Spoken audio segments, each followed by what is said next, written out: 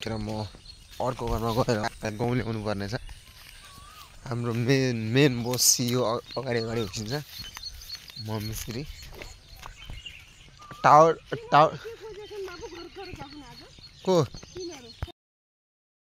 अर्को घरमा पुगिसक्यो। तर पुगेर हाम्रो काम भनेको सिधा गाउँ पुग्ने काम हुन्छ।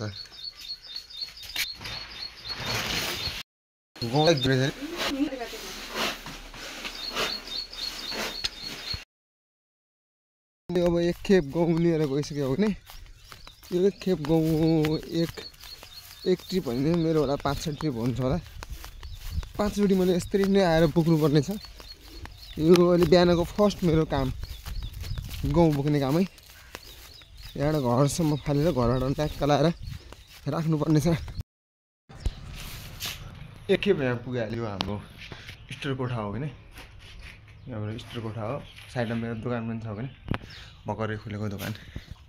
अब फेरि गएर अब बोक्न टावर आज आधा टुप्पा आज झर्छ होला कि गाउँ बोकेर काम सिद्धिसक्यो भने टक्क हामी यहाँ निस्किएर उयो गरेर लक्सक भइसक्यो। अब हामी यहाँ घर जानला हो।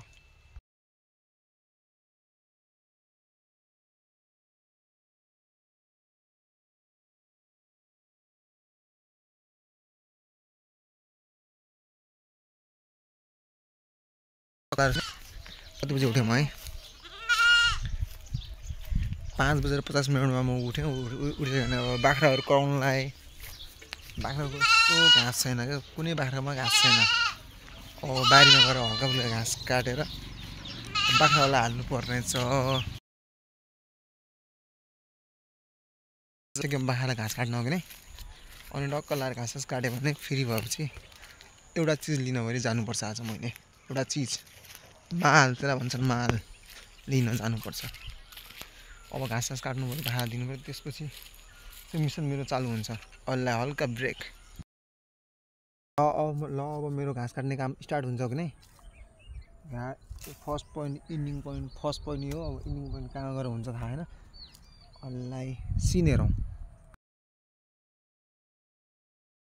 हल्का फुल्का बाख्रालाई घाँस त काटियो कि अब डाइरेक्ट लिएर बाख्राको मुखमा हाल्नुपर्ने छ।